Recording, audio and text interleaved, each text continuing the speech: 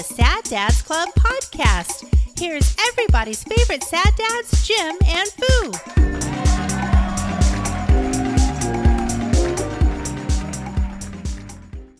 So, what's happening, everybody? Welcome to Sad Dads Club podcast, episode 190. I'm sure I got the number right this week. Yeah, I'm Jim. I'm the Lord Foo. We are in the studio tonight. Yeah, and post Happy Mother's Day. Yeah. To all the moms. All of them. Even mine. Yeah. Yeah. Even yours. Yeah. Yeah, even mine, man. Even mine. Oh, man. Did you have a good weekend? I did. I got all of my steps in on Mother's Day in the kitchen. I saw that. Man, you're trying to make people look bad, I feel like. Or yourself real good. I realize at this point, for Father's Day, I tee myself up for, listen, I love my wife. Yeah. And there's no competition, right? We do, the day's different. Yeah. For me, yeah, this is how I do my appreciation. This is how you do it. Right. This is my, I could, buy a thing or a card or the flowers.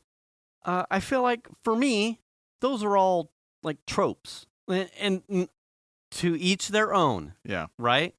But for me, I'm it's not like saying what I did then. Right? Yeah. Hey. Trope guy. Over here. But and I'm terrible. I'm kind of terrible with those things anyway. Oh, well, I used to do flowers a lot. Yeah. But I say like jewelry. I save them for like really super important pull me up moments or a really good super important gesture. Outside of that, like I kind of went away from like I don't know. It was somewhere when both kids were well past toddlers. It was like, how can I show appreciation? Like the kids do their own thing. I hope we get there. But it was like, how do I show something that's in a cook? Give me what you want to eat. Like maybe you can cook meth or something. Right. If she said it, hey. I'd give it a shot. Yeah. I'd watch Breaking Bad again to see if I could pick up Walter's recipe. That's it. I do it fancy. I put on my chef's coat. And nothing else? No comment. I put on the chef's coat, and I use your wood spoon? I go to town. This year, yeah. The gavel and the spoon, it's all one thing. This year she said, because the last couple of years, like French toast or something. Yeah. This year she said homemade cinnamon rolls. She's not a fan of like the Pillsbury, like the shit in the can. Yeah. And so I was like looking for a handful of recipes, and I came across a couple really good like caramel ones, but I couldn't remember if she was into pecans or not, because usually a sticky... No? No, yes, please. Oh, pecans. Yeah, shit. Yeah. So nut them up. I couldn't remember it because she said, what'd you say? Holy shit. Put them in your butt? I said nut them up. Oh, yeah. Jesus. Sorry. Shit, we out here. Fucking shit. Nut me. Give me all the nuts on my chin. I ran across a lot of like caramel cinnamon rolls or pecans, pecan based. Yeah. So in like passing, I'm like, if I made this, are you like, what do you think of pecans? And she, oh yeah, that sounds good. She said, nut them up. Yeah. She's like, put it in me. And I was like, okay, well, happy Mother's Day. Hope you're using the wood. So I found a good recipe that I was happy with. As you can imagine, homemade, that means dough rising. Right? So there's some prep time involved. Right. Yeah. And I think Saturday evening, she's like, how early are you getting up? And I went, as early as I need to in order to make sure for breakfast there's sticky buns. Right. And that was 5:45. in order and you don't need to necessarily get up super early to get sticky buns. yeah. I need you to roll over. I'm gonna remove the covers. And it's sticky buns. Yeah. And we put the covers and back. there's nuts all over. Here's some pecans. Happy Mother's Day. Nutted up. Nutted all over. I'm happy. I hope you're happy. Anyway, I'm going back to bed. Happy Mother's Day. Happy Mother's Day. Hope the kids got your cards. I'm out. Call me at lunch. Shit. I apologize when the kids get here because, wow. Anyway. That was a visual. Yeah. Well, that's some. I can draw it in crayon. There's nuts all over. It's sticky. Jesus. God. Whee! So that's how, really good meals. Yeah. Let's see. Lunch, it was a caprese sandwich that we really loved when we were in Charlotte from Dean and DeLuca, which is no longer business. It's like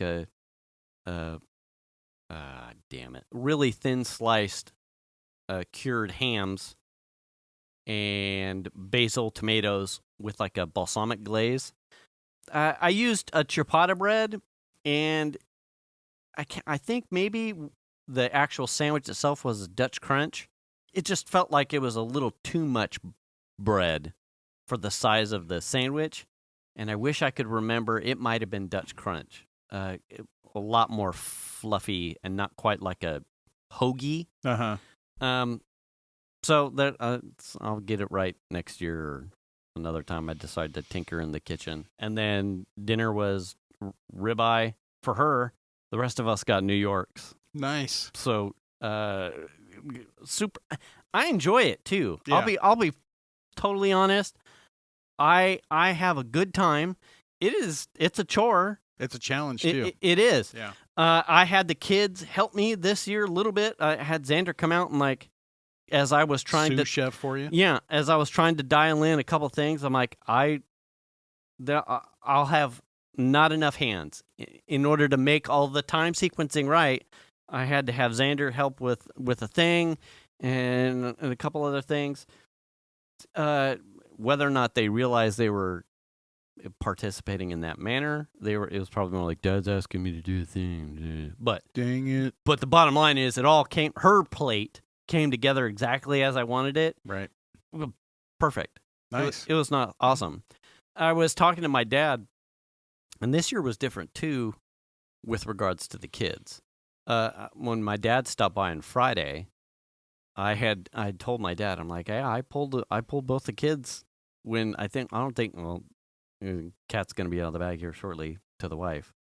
I pulled both the kids in the living room and I said, your mother's birthday is on Friday. It's Mother's Day on Sunday. Mm-hmm. You are 14. You are almost 18. It's on you. Right. If you want help with something, like Xander, you need me to go get something. Yeah. Or you need an idea, or you need me to buy something. So, absolutely, I'm here. Whatever you need. Piper took it and ran with it. She overachievered it. Xander, at least he remembered. Right. Mother's Day, he was up way too late on Saturday and then slept in way too late on Sunday and then came out of his bedroom way too late and was kind of like, oh, there's food and and so he's got his phone and he's getting ready to kind of walk around. He's washing his dish and I pick up my phone and he didn't have his phone in his hand, but I had mine in my hand. And he's walking past me in the kitchen and I'm in a message to him. I'm typing Happy Mother's, and I kind of shove him an elbow and I'm like, hey, have you seen this? And he looks over at my phone and Happy Mother's Day. And Venus saw that, she knew. Yeah. And I'm like, so close. Yeah.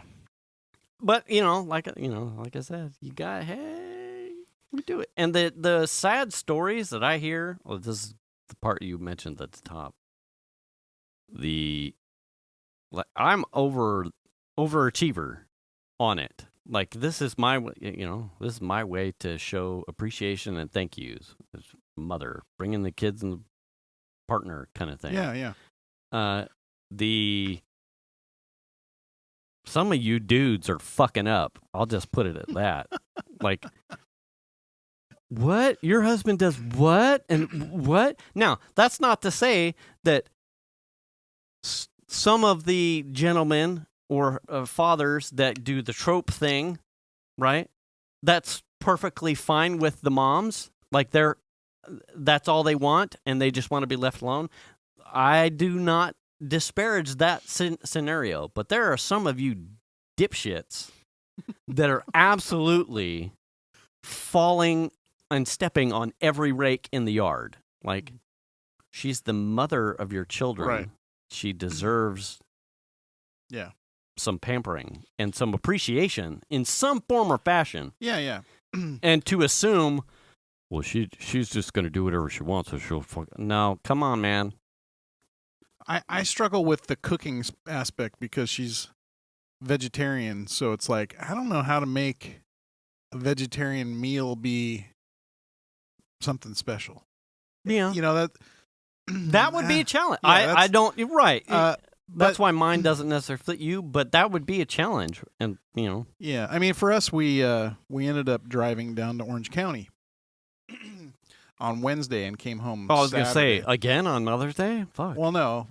We drove down Wednesday and came home Saturday. So, spent a lot of money going down there. So, I mean, not that was Mother's Day, but it was, Right.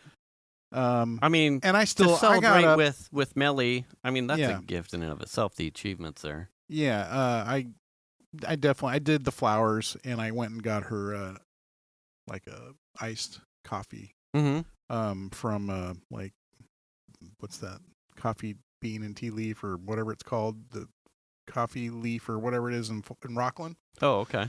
That's one of her favorite places to get coffee. Went and got her a coffee. See? Got her some flowers. Oh yeah. And we did other stuff. We went to her parents' house and did stuff like that. But yeah, so I mean, it wasn't all. I felt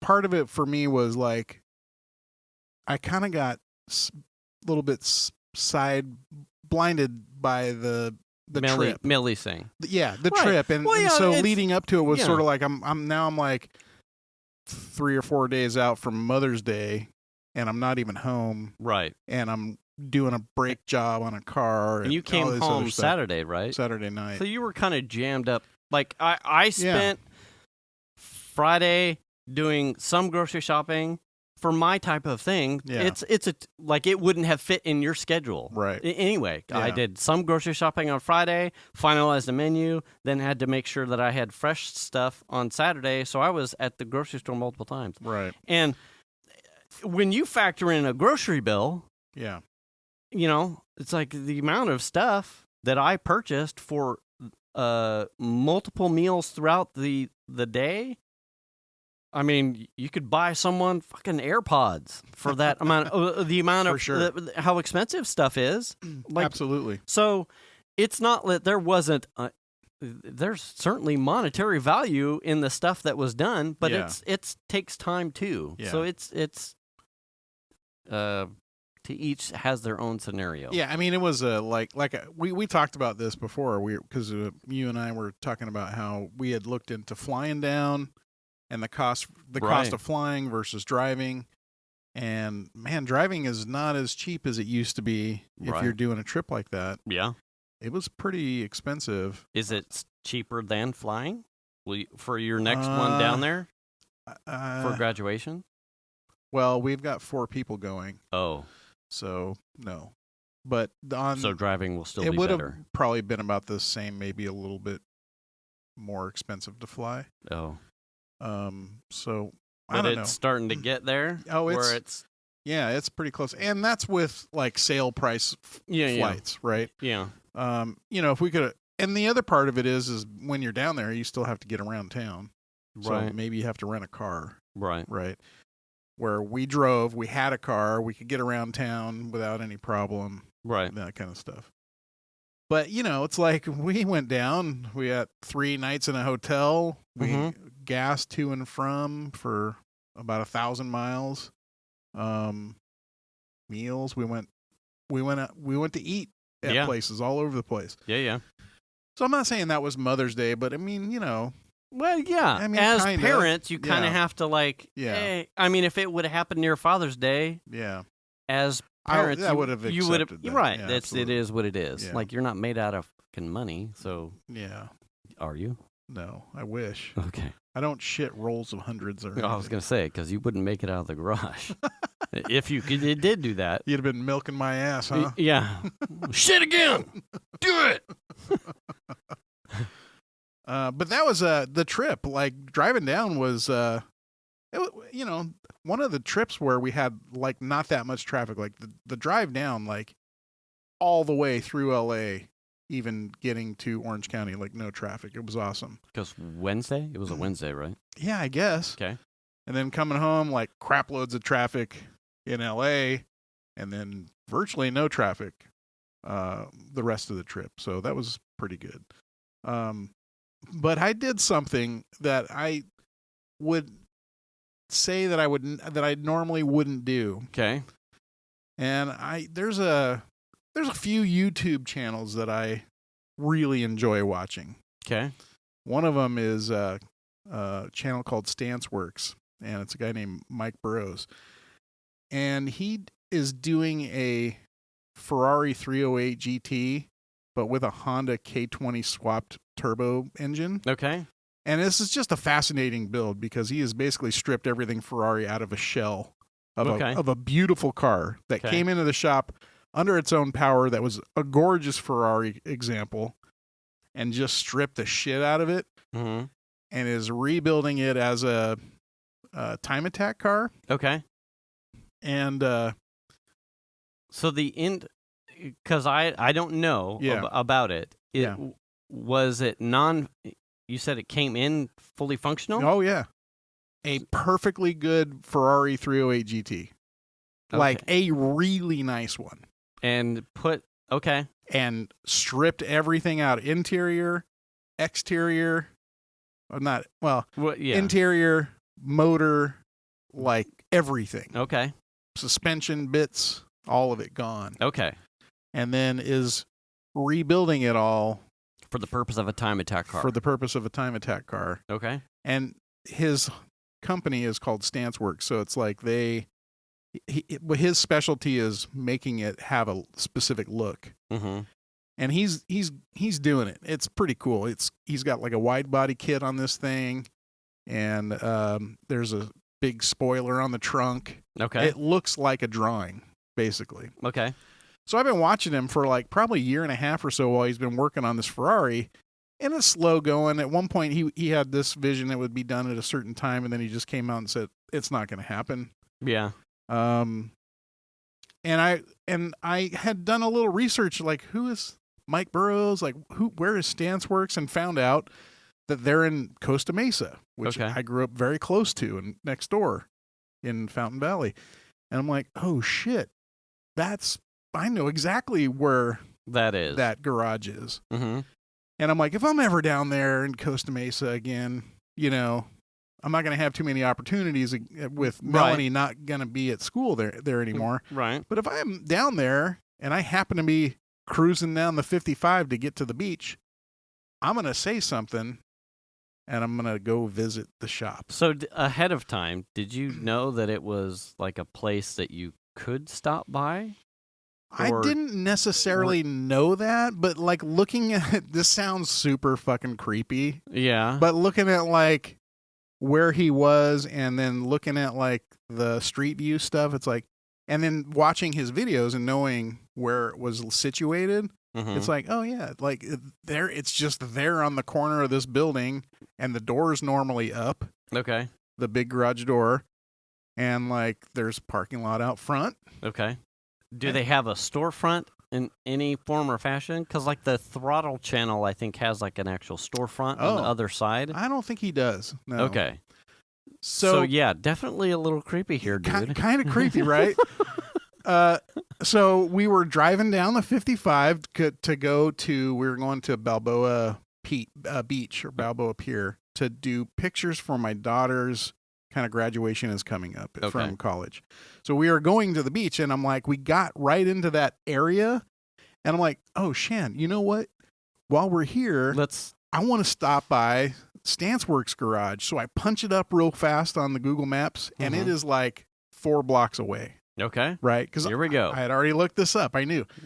Just literally 2 lights down, hang a right, go down a few blocks, and it's right. And I'm like, oh, shit. And as I'm pulling up, the door is up. Okay. And the Ferrari's just sitting there. And I'm like, oh, shit, that's the fucking Ferrari. That's the car. That's the car. And my wife and daughter wouldn't get out of the car with me. Right? And I'm like, well, I'll be right back. And I mean, I normally would never do this because I'm total introverted. This is okay. Yeah. And I kind of walked up to the garage door, and his dog, who's been on the show several times, bark, bark. And there was a dude behind the dog, like kind of unpacking something parts for his car, which was on the lift next to the Ferrari. And he got a big smile on his face. And then all of a sudden, Mike Burroughs from the left side kind of came out, and I'm like, oh shit, you're here. And I proceeded to make a fucking idiot out of myself. You're like, but the dude was super gracious. Like, hey man, I had an opportunity to stop by. I'm from the Sacramento area. I watch your show all the time on YouTube, and you make great content. I really appreciate what you're doing. I'm fascinated by it. Yeah. And he goes, oh yeah, if you don't have a garage, like kind of thing, or a shop. I'm like, yeah, I don't have a shop like this. Right. Oh yeah. And we had a conversation for a few minutes, but I mean, I fucking geeked out. I'm like, I'm sorry. I'm just like, I can't believe I'm standing here. This is the coolest shit. Yeah. But what's weird to me is how much smaller the garage looked in person. Really? Compared to what you see on the show. Right. It blew my mind because it looks way bigger. They're doing a lot of wide angle lenses or something. Yeah. But it was really cool. And I went to shake his hand. And he goes, I'm pretty dirty. And I'm like, it's cool. I just did a brake job on my daughter's car. And so he shook my hand. It's just brake dust, bro. Yeah. And just look, he's like, you're welcome to come in and check it out if you want. I'm like, no. Shit. I'm like, no. I don't want to waste any of your time. I understand this is unorthodox. Like, I was going to say, did you touch on that? Like, or did he like, so what were your plans, Mr. Schroeder, coming up to my fucking garage door? No, but you said I didn't even go in the shop. I like stood outside the door other than to reach in to shake his hand. I didn't like even step inside. Just said hello. He stood, there's like a bench there, and he stood at the corner of the bench and just like kind of leaned on a little bit, and like we were just having a conversation. And he's like, you aren't the guy that shows up here at midnight and jerks off on my doorknob, are you? And you're like, oh, my first time here, but thought crossed my mind. He was super nice. Like I said, I just told him like, I love what you're doing. I'm not smart enough to do this shit myself, because he is rebuilding suspension and steering bits and all, talking about all this technical stuff that I have no idea how to do. And I'm like, no, man, I'm not smart enough for this. I'm learning a lot just by watching you build control arms and like, all the shit that you're doing is really cool. And I'm going to have to watch it now, because I'm super curious as to what unless you know off the top of your head, the purpose of gutting that frame. I do know. With the hunt. Okay, so what is it? Why is he doing it? It's reliability. So the frame has reliability? Or no. He's replacing an unreliable Ferrari, a typically unreliable Ferrari engine that requires a lot of maintenance with a Honda motor that's reliable and doesn't really require that much maintenance, and that he knows he can push X number of Okay. horsepower through. So is there nothing special about the body itself outside the audacity of it being a Ferrari? It's Like, why just- not just do a Civic? Yeah, I guess is what I'm getting at. Because he loves the Ferrari 308. Okay. Yeah. So he is taking an iconic external frame and putting the reliability inside it and probably durability, affordability of all of the things that make a Honda Right. inside eye candy. Yeah. Okay. I'm with you. Yeah, 100%. and it's fascinating. The evolution of over the year and a half or so, however long it's been, the evolution of where he started and where he's going. And he's got other project cars. He's got BMW. I don't even know what all the BMW E38 or I don't even know what they are. But he's got a BMW that he's been putting back together. Then he has I think it's a Model A that he built as this like monster road truck with the big motor, and it's like the thing is insane looking. You'll have to check it out. I remember, and here's the thing, and I feel bad about it now, because I remember, this is probably going back a year back, and when we were doing a lot of chit-chats about, because Mike and I tend to toss around like motor model numbers. Yeah. 2J, RB30, RB26, blah, blah, Right. blah. And somewhere in there, we dropped something, and you're like, I don't really understand, like a B16 motor or something, and they're like, what's a K? Blah. Yeah. And I think you linked that video of, like putting a K K20, motor yeah. in a Ferrari, and I think it got jumbled when in like us trying to find examples of people putting Honda K motors or B series motors in cars. One of which is you could do it in a Miata. Yeah. So and it's one of those outside the putting a small block in a Miata. It's one of those other ones that's really hot to do, and I think that got lost on me. I think I looked at it more as like, oh, Jim's showing me an example of another thing someone's putting a K20 in, like blah, blah, blah. Yeah. And so, you've mentioned it a couple times, but it still kind of just keeps whizzing over my head, like, Sure. oh no, there's a guy that's actually doing this as a series. Yeah. I find those series of builds fascinating. Yeah. So, And I think I got to go back and pull it up. I'm pretty sure when I started watching, he had about under 30,000 like subscribers, and now I think he's up over 100,000. Good for him. So it's really growing. Like I said, fascinating to watch. The guy was super nice.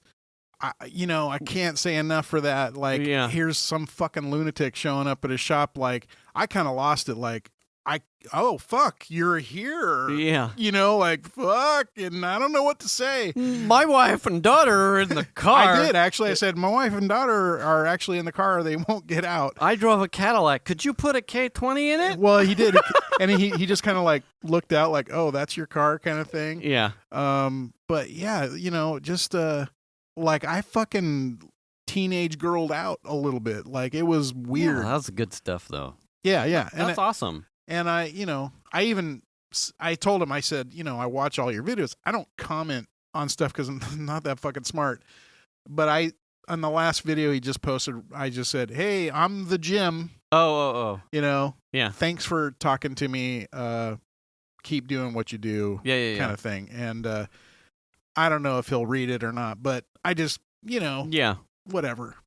I was wondering how this story was going to go. Because, like you said, you just dropped, I stopped by Stanceworks. And I'm like, well, how did that work? Did he have an appointment? No. Do they have a store? Like the chemical guys? Yeah. Is there a storefront? It's sort of like Mighty Car Mods guys, where they have their own shop. This is his shop that he does YouTube videos and does builds out of. It's funny you would mention that. Yeah. Because I just saw a thing, like one of the new hot like business ventures are what they call contractor garages.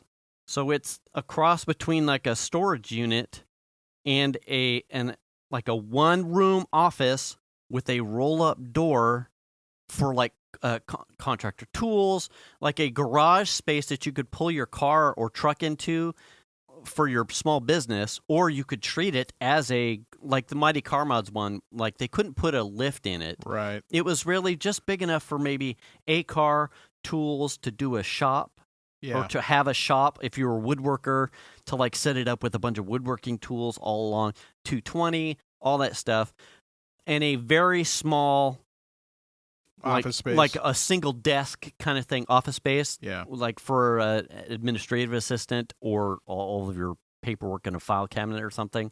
So you would have a normal door, but you would have a roll-up thing, and apparently those are like the new hot thing in real estate. I mean, watching what these guys are doing with some of these shows, like I don't know what Mike Burroughs does for money. I don't know. I think he has a photography background, so I think he did a bunch of photography. Like I think that's where he kind of got started. In fact, it shows in his video. Mm-hmm. All of his B-roll stuff is super thoughtful, very well planned, like slight moving camera, like product shot stuff that's really well lit, and shot really well. He's very conscious of all that, and that's part of the reason why I like his show a lot, is because he tries to put as much production value into the show as possible. Mm-hmm. I don't know how many other folks have their hand in what he's doing, if it's just him. Right. Like if he has an editor or something like that. Yeah, I mean, the way he talks, he makes it sound like he's I had to edit the show, blah blah blah. So, I mean, I don't know, but he's got credits of other people. So, I don't know, but that kind of work, I think, is really cool. If you're somebody that knows your way around cars and can produce video, that's a viable thing if you can make good content, and that's what he does. I think that's where he shines. And I agree. It captures my imagination, because he's making like first of all, it's a yellow Ferrari, but he's making like the Magnum PI Ferrari, but in a new fucking badass looking way, his own twist. Yeah, and it's fascinating. I just absolutely love it. And in fact, Chandler was like, "Well, maybe we can go back there when we go down again at the end of the month." Can you fix my VW? And I'm like, no, I don't know if I want to be that creep. Yeah, you know. Hey, Mike, I was wondering if I could take you out to lunch, and if you could. It was cool. Tell me where my son went wrong with his Volkswagen. I mean, it was cool. He was, like I said, super gracious. I don't know if he gets people that come by there often. It doesn't seem like it. But I mean, like I said, for somebody who does that kind of work, I mean, I think it's important for you to know, like, I think what you're doing is fucking cool. Right. And what a better way to do it in person. I mean, I don't want to be creepy and shit. And like, right. And you don't want to send a whole bunch of and like fans to his door. No, I don't want to do that. But, you know, like, hey, I'm from Sacramento. I know your shop is here. I just stopped by. I wanted to say hello. That was it. You're the shit. And like, thank you. And I'm such a fucking idiot. I'm not even going to take any pictures. See ya. You know what I mean? Oh, maybe he appreciated that. You know, maybe. You know. Yeah. You're like, oh, by the way, can I take a selfie? Can I undo my fly? A little bit much there, son. Yeah. But at least you're not a guy in the comments. Perhaps, some content creators will appreciate that at his tier. Yeah.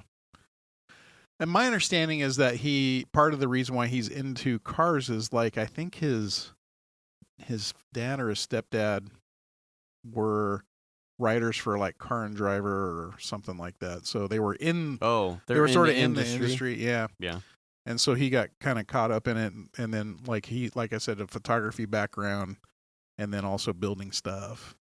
Yeah, if you could, that's a dream, man. Yeah. Like, yeah. And a lot of those, I've found myself waffling away from the car videos where it's more entertainment than instruction. Mm-hmm. There you go. I watch plenty of those too, though. Like instruction I do, videos, like how do I replace the? No. I meant like a car tuber channel that's just showing you almost like the beauty shots of the tasks, as opposed to the welding of the thing and the describing of, we have to do. This control arm has to be here because the geometry does this. Yeah. Mighty Car Mods is that way for me still. Mm-hmm. They're a little bit less on... They're becoming more entertainment. Yeah. But there are plenty of the other, like, I don't really watch much of, like, the Goon Squad. There was just too much missing in between, like, the actual guts of the thing. I think if you pick up Stanceworks as a subscribe, you're going to find that Mike tends to be one of these guys that talks about, okay, I'm going to talk to you about control arms, and here's why I'm doing what I'm going to do, and I'm going to talk about it. So say some shit in the comments, but this is what I'm doing. Okay. And I'm going to show you. I'm going to talk about what I'm doing. That. And now I'm going to show you exactly what I'm doing. Yeah. That I kind of love because, like, he makes it look like that's obtainium. You know what I mean? Yeah. And that's what I like about it. I was like, oh, okay, he's just taking some, like, he draws shit up in CAD and then fucking lays it out on the table and then bends his tubing to fit what it's going to look like. Right. And then shows you, okay, now I'm just tacking on my ends. Yeah. And like, okay, so I got that one built. And then I fucked up and I had to start over. And he'll tell you. Oh, yeah. He will tell you, I fucked this up. I totally screwed up and I had to start over. And he's done that countless times. And I love hearing that because if you're not trying, if you're failing, but you're trying, you're not really failing because you're learning. Right. And that's what that's where he's headed. And that's what I love about it. Yeah. I was having that conversation with my dad. I'm like, we were talking about something unrelated to cars.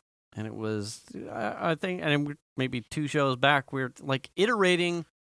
It's okay. Like sometimes exactly as you said. And he's putting it out there for 100,000 plus people who are watching. Ingest and critique and give their, and then flame and troll and then blah, if blah, people blah, are blah, blah, blah. If people are flaming him in the comments over some decision, he'll address that. Oh, does he? Oh, you're talking about this. I see you're all talking about this in the comments, and I'm going to tell you exactly why I did what I did. Or I see you're talking about this. You're probably right. Maybe I need to revisit that. Mm-hmm. And he'll do that. He's not too proud, and that's one of the things I really enjoy about his content. Yeah, I can't remember where I saw it. But there's a difference between arrogance and confidence. Like you can be confident in the choices that you make without being arrogant, but oftentimes you can't be arrogant without coming off as an asshat. Right. It's like the whole I'm a lion, not a sheep thing. Like we were discussing with your son. It's like if you have to tell someone, you're not. Right. If you have to tell someone you're smart, if you have to tell someone you're honest, if you have to tell someone that you're the best at something, chances are you're just a con man.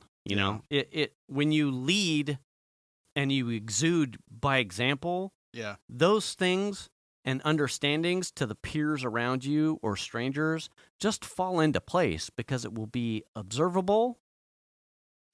Conduct yourself in that manner, and it will just be understood. Right. It's the dipshits and the douchebags that come out there with like no, I'm the smartest guy in the room. Trust me. You're exactly the person I'm not looking for. Right. Because if you have to tell me, you didn't earn it. Yeah. Like, yeah. And he is definitely that kind of guy. God damn, how did I miss this channel for so long? I don't know, but it's pretty good. And I really, it's one of my, I've got like YouTube channels where the bell hits me, and that is one of them. Yeah. And I watch his show. In fact, I think there was a There was a point at like that he hadn't released a show in like 8 or 9 days. Uh-huh. And I was like, what's happening with Mike? Something wrong? Yeah. And then a show popped up, and I You was know like, how- fucking watch it! You know? This like thing kept running around. I'm like, who's this? This reminds me of a lot like of Rob Dahm's channel.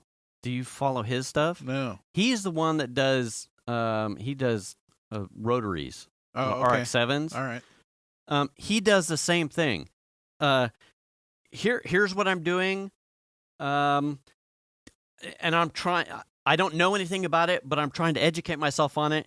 And it does a thing, and then 2 episodes later, so I did that wrong, and now I've got to Right.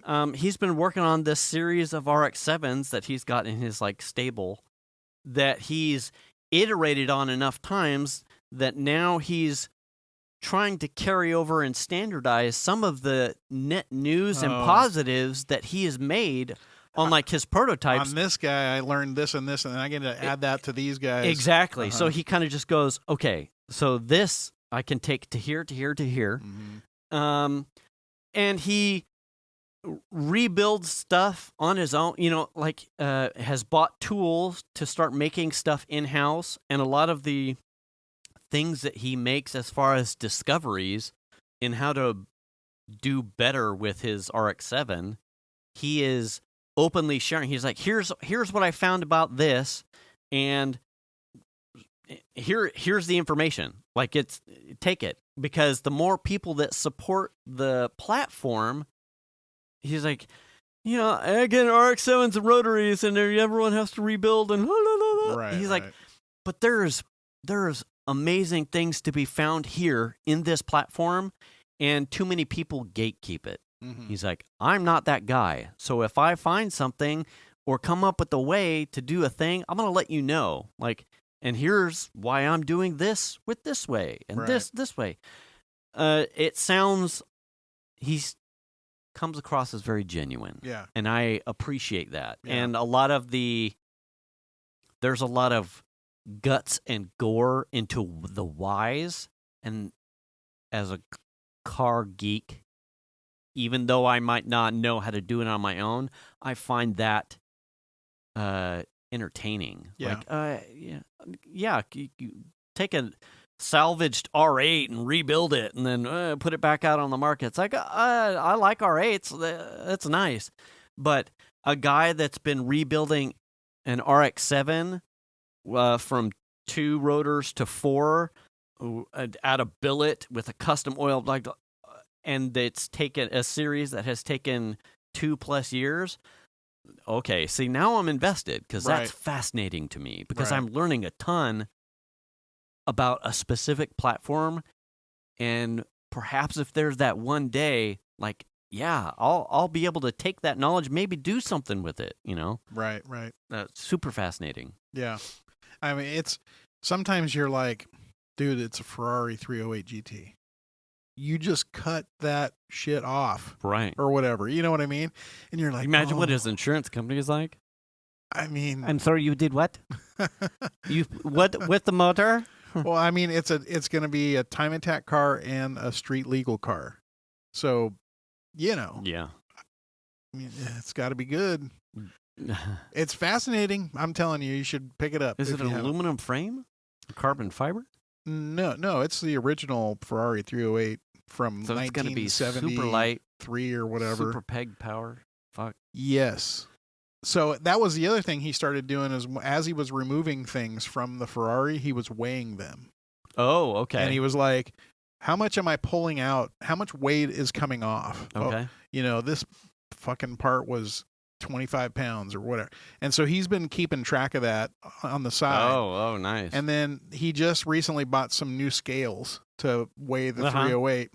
And I think he had it down to like, I want to say it was like 1,700 or 1,800 pounds or something. Shit. So, and he's like, I'm not done. I don't have my wheels yet, because he's been waiting for wheels. I don't have my wheels and tires. Like, there's all this other stuff, like the interior's not finished, like all this kind of stuff. Yeah. But so, I'm guessing I'll put in another 200 to 300 pounds more stuff. Yeah. But It's going to be light. Oh, damn. It'll be ready to go. This is blowing away my expectations kind of thing. Yeah. So it's been kind of fun to watch that progression. And like I said, I don't do that kind of stuff very often. Yeah. Probably never. I would not have those balls. So more power to you. Yeah. I probably would have just like driven by like, oh, the door's open. Cool. I saw it through the door. I'll be honest. That would have been like, I drove past it. That's cool. Oh, that's awesome. And someone in Venus probably would have went, you should just go out and take a picture. And I would have been like, nope, close enough. The girls were like, do you want, I'm like, I didn't even take a picture. They're like, go take a picture. I'm like, I'm already in the car. It's too late. It's too late for that. We have to leave. Yeah. This is protocol. This is dude protocol now. Yeah. Engaged. Yeah. So I blew that, but I said what I wanted to say. What a good story though. Kind of fun. I would have never done it normally. Yeah. But it's one of those things where it's like, he's sort of pseudo famous. Yeah. Right. I mean, he's got a YouTube channel. He's obviously doing okay. Yeah. And I just figured like, hey man, I want to tell you in person because I think what you do is really cool. Right. So I did. Good for you. Yeah. It's not like we're friends or anything. Right. I'm just Jim from Sacramento. Hey, Jim, I'm sending you some swag. And like I said, I was probably not the most articulate. Yes. I was poopy. Just random, rambly, fucking idiot guy. But I also don't want to detract from the fact that the reason why we were down there was my daughter is graduating from college. Magna cum laude. Yeah. Yeah. And we went to the reason why we were there is we went to the ceremony where they award that stuff. And that group of people that she is in her department was pretty small. So that's really cool. That's cool shit. Yeah. So I'm super proud on your behalf for her in proxy. Yeah. Yeah, no, I am too. No shortage of impressed by a young person doing a lot of that, driving on her own as far as like initiative and where she wants to go, and then achieving. She had a vision of what she wanted to do. A remarkable academic career for her. She had this vision of what she wanted to do. She wanted to go away to school. All the things she wanted to do, like all the things like I was probably too afraid to do, or I'm not smart enough to do, right? Or all that stuff. Like she just went after it, right? Mm-hmm. And like I gotta give her, and she's still doing it. She's going to grad school in August. Yeah, in another state, and that is pretty incredible. And we just talked about it this week. She runs a quite successful TikTok channel. And she was contacted by, what is the name of it? Damn it. Anyway. I forgot it. She was contacted by this lady who invited her as this TikToker to come on this show that's like a web show where she plays video games and sort of like a partial interview and video game playing thing where she plays VR games. And when they air it, she was there like a couple hours. And when they air it, people will be able to play against her and try and win money if they beat and her. Prizes all their own. Yeah. I gotcha. And she just did that on Tuesday, which is super. I mean, she's like the person that was like, I'm awkward. I'm introverted and shy, and I don't talk to people. I don't call people on the phone. Right. I'm not going to I can't ask for ketchup at the restaurant. Uh-huh. This is who she has been, and that is not who she's turning out to be. Yeah. So it's really cool to watch that happen. Yeah. And in fact, when she went to the studio, she tells us, I'm going to drive. First of all, she's in Orange County. She had to drive to LA. She tells us, I'm not going to drive on the freeways. I'm going to drive all the way there on surface streets, blah, blah, blah. and she mapped it all out and figured out, oh, it's not that bad. Right. And then she was kind of tight on time getting back, and she ended up taking the freeway. Oh. And I'm like, cool. I'm told my wife, she needed that. Right. It was just like a push that she had to have to do it. Right. To show that she can do it. Yeah. So driving growth and multimedia growth. All kinds, man. It's just really cool. I'm happy to see her. Is she going to blossoming? Take a break for the summer? Like, when does she have to jump back into academia? She graduates and we move her home at the end of May, and then she will be home all summer, and then she has to go. I think school starts like mid-August. Okay. So we will have to now go up to Oregon and move her into a place with a roommate that she's already found. Right. What? And we'll have to move her into a place, and then we'll be like, bye. And then we'll drive home. Yeah. I saw you had a tweet about, was it 5 coming on the way back with the undulations or some shit? Oh, roller God. coaster. Has anyone driven I-5 from L.A. to Sacramento or Sacramento to L.A.?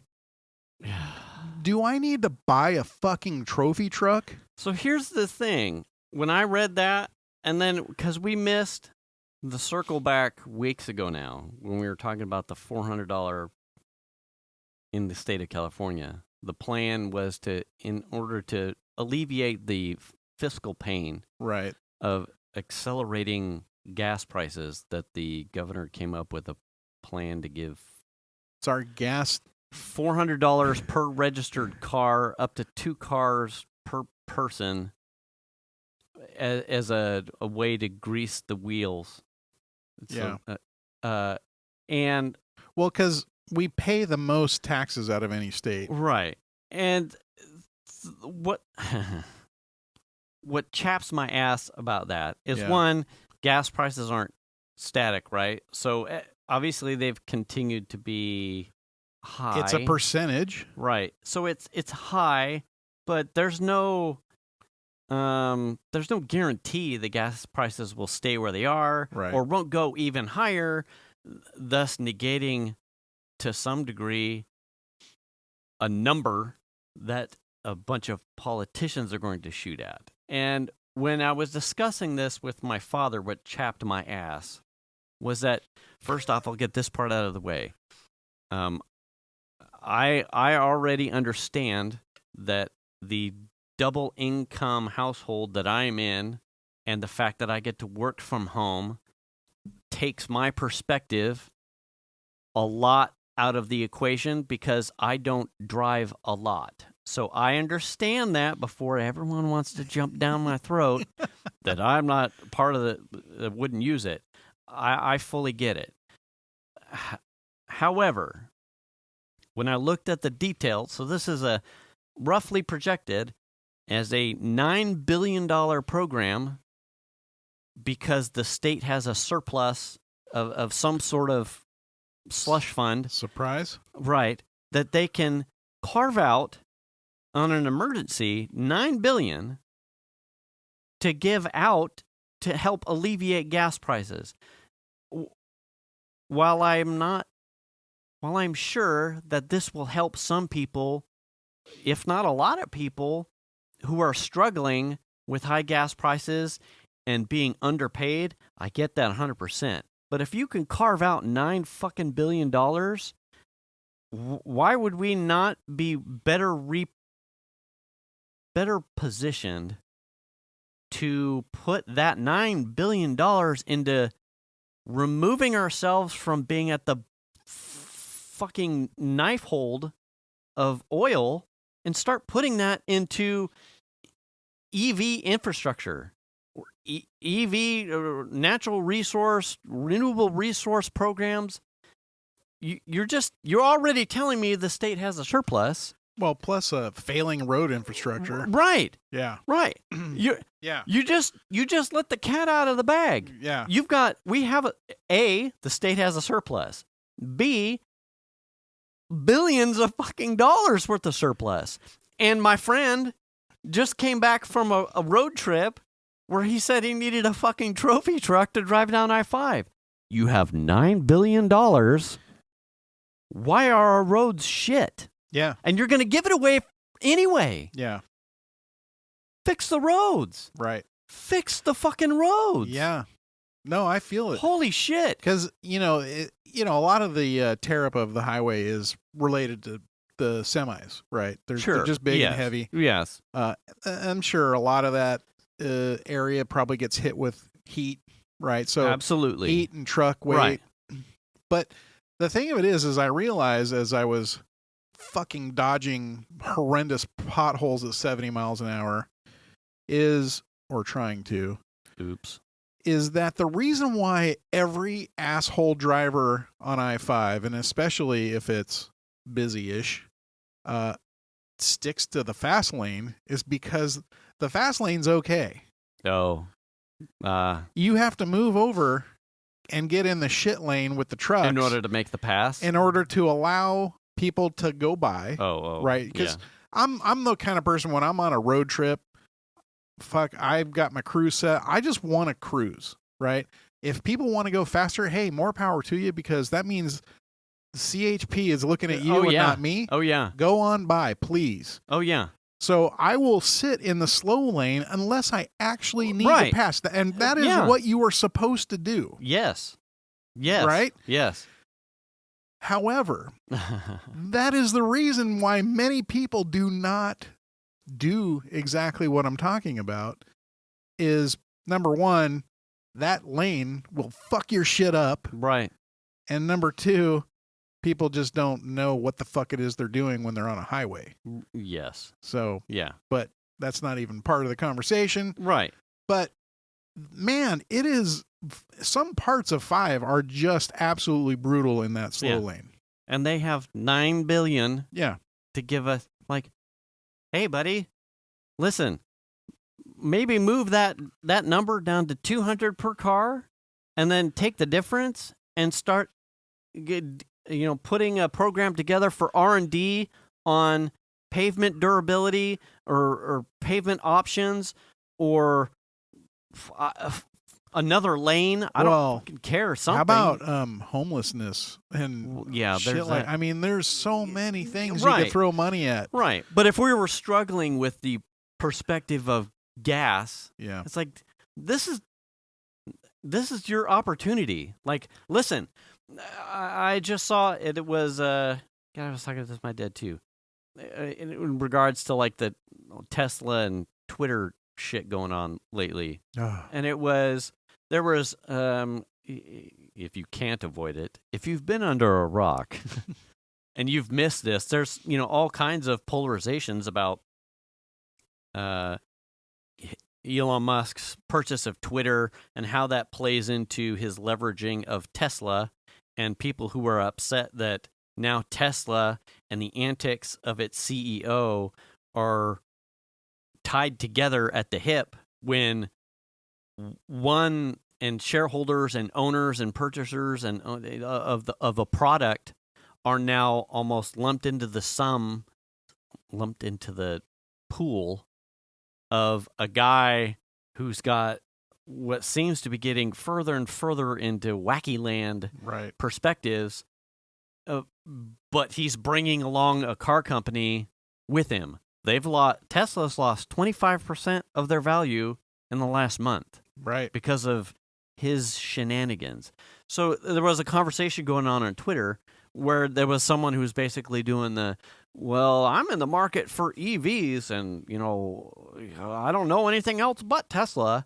And someone maybe 2 or 3 replies down was like, here are all your options. Turns out there are roughly 30 EV competitors to Teslas out there. I was not aware of all of them. Some of them were recognizable. Now, could you go out and get a lot of those? No, because like everybody else, it's supply chain shit. Right. Everyone is struggling. But I think what we're going to find is that as these types of things start swirling around about, regardless of how they come to the top of the cream here. EVs are going to continually be a thing that people are going to talk about, and to then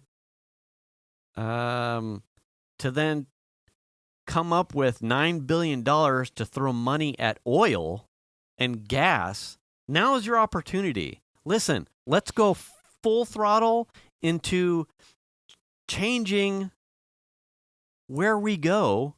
Let's get ahead of the game. I mean, I feel like instead of taking that $9 billion and just like handing it back to people, you make it a subsidy program that actually helps somebody buy into an electric vehicle. Absolutely. You know, if you're looking, like, I would love to buy like one. they do with solar panels. Yeah. I would love to buy some kind of EV, Tesla, whatever. Right. Tesla is the most appealing because of their charging network. Right. So saying that, I would love to get into something like that. The price is just, it's still just too much. Yeah, like I would agree. They haven't come down enough, and I don't see that happening anytime soon. Yeah. When all of the luxury automakers are making the electric cars, the cost is going to be And I think too high. we're in a close watershed moment too for Tesla specifically, as far as we've talked loosely about this. I think as soon as some of these supply chain things start to get remediated, you're going to run into a thing where Tesla isn't necessarily known for its cars anymore. It's the supercharger network. Mm-hmm. And when the market starts to get saturated with the Fords, the GMs, the Chevys, the Toyotas, the Hondas, the Hyundais, Volkswagen, the Volkswagens, ID4, Polestar. right? Yeah. You are going to run into a problem where if all of those things saturating the market can't use a supercharger network, well, then here comes the other option. Mm-hmm. And when you're paying a premium for a product that can only now be used at this network, which was good when it was in its prime, we're close to that marker. That's funny that you're talking about that, because on this trip, we talked about this. Kettleman's. We stop at Kettleman City for food, gas, pee, right? Right. We always stop at the Burrough farms to use the restrooms because they're nice and clean.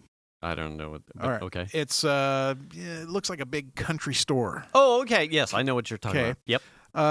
And there's the driveway, and it has a roundabout in the front, and then all the parking is out off to the left, and they used to have some parking out off to the right. Okay. Now, Tesla in Kettleman City has a supercharging area with they have like bathrooms and like a little sitting waiting area. Mm-hmm. There's like a coffee bar. Right. They sell shirts and hats and shit in there. Mm-hmm. That is like, I don't know what's happening with that in particular. Okay. From a standpoint of, we pulled up at Burrough Farms to go to the bathroom, and I look over to the right, which used to be parking lot, and there are probably 40 new Tesla superchargers in that parking lot on the other side of the freeway. Oh, okay.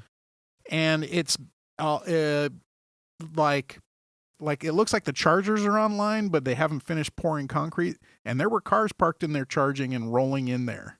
So they're rolling through the dirt to get on the charger. Yeah, and I thought, oh, that's fascinating. Is the other one on the wrong side of the road? Because that little area there's fast food on both sides and gas stations on both sides. Yeah. And that Tesla, the main Tesla one that's been there, is sort of hidden in the back. Oh. And is it too far away from all the conveniences? If you park your car there to charge, now you have to go across the main highway to get to all the good stuff. Oh. Like In-N-Out, McDonald's. Yeah. Blah, blah, blah. Like all Burrough Farms. I would almost, my shoot from the hip thing would be that they probably have I would treat it like McCoonies. Like they're trying to expand as fast as they can expand to hold a monopoly on Kettleman City. Well, and that was my thought was, okay, do they have a situation where the original one was like flooded with cars and like people were waiting to charge and they needed more chargers, or are they trying to get a situation where they have chargers that are convenient to all the other stuff, because that's not convenient. The other one's not convenient to anything. And it just might be saturation. Like where can we buy more property to put more chargers closer to anything and everything? So that way Kettleman City is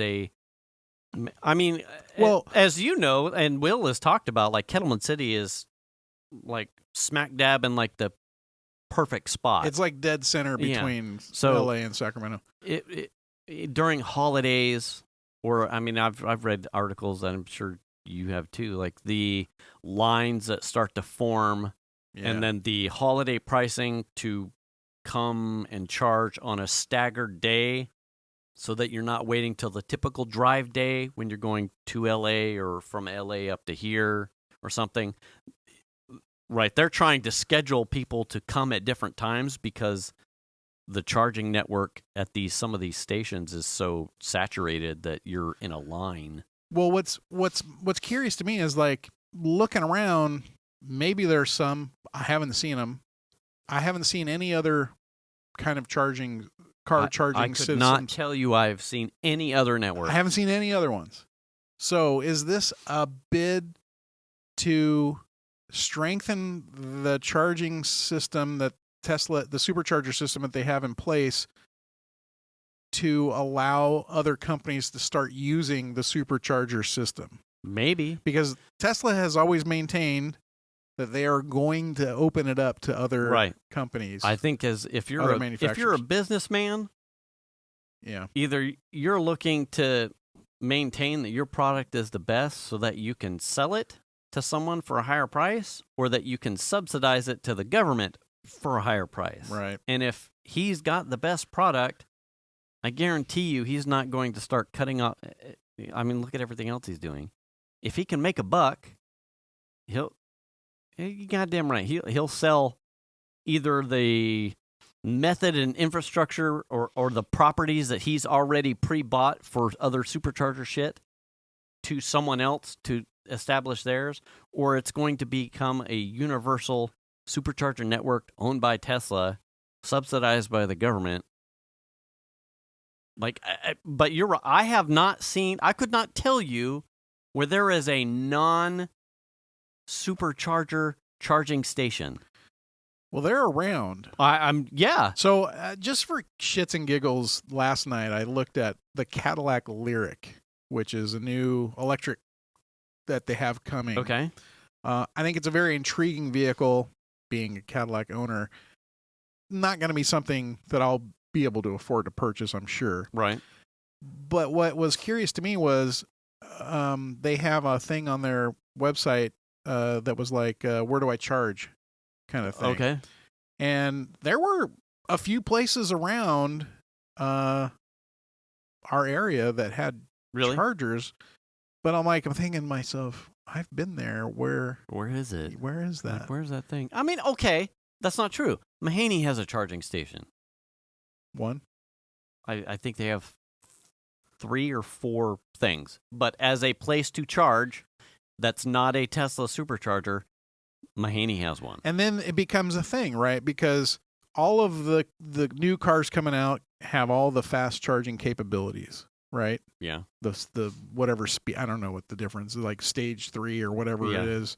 Super magna cum laude. Yeah, exactly. Maximum voltage. And some of the charging systems that are in place, like Charge America or whatever, they will claim that they can do it, and it depends on whether or not how full the chargers are, and if you're sharing with another car, or if the unit's just not working right. Yeah. Or if it just doesn't like your car. Yeah. Right? I watched the fascinating video. It was Tesla and a gas car and a Mach-E. And they, what's his name? Jeremy Clarkson. Is it a prison? The guy that does all the Mac videos. Brownlee. Yes, Marcus Brownlee. Marquez. They did this this video, and they started out at their headquarters there and did a specific route. And the Mach-E had some trouble trying to find chargers. Interesting. It was really interesting that Tesla was no problem because the supercharger network and, of course, gas was no big deal. But the Mach-E, they got to a point to where they had to, like, backtrack, like, away from their route somewhere to find a charger that didn't work. And then, oh, shit, now what? Because we only got, like, 12 miles of range or whatever. It was an eye-opener. The other charging networks are not not even close. I'm telling you, Tesla's shtick, for all of the amount of units that they've got out there in cars, Tesla's thing is his infrastructure. Right. Like, no one else was even thinking about it. Not even close. That we are government subsidized infrastructure as far as utilities and pulling things to off ramps and thoroughfares and third party, like, gas station type of locations, way behind the 8 ball. Yeah. But hey, you can get $400 extra a month if you continue to drive that gas thing and keep pushing this can down the road. It is an interesting thing because here in California, we have sort of been the, like, let's get off gas. Let's push all the emission standards for years. We've always, California emissions, like, that shit is sold on every car in the country now. California emissions, right? Yeah.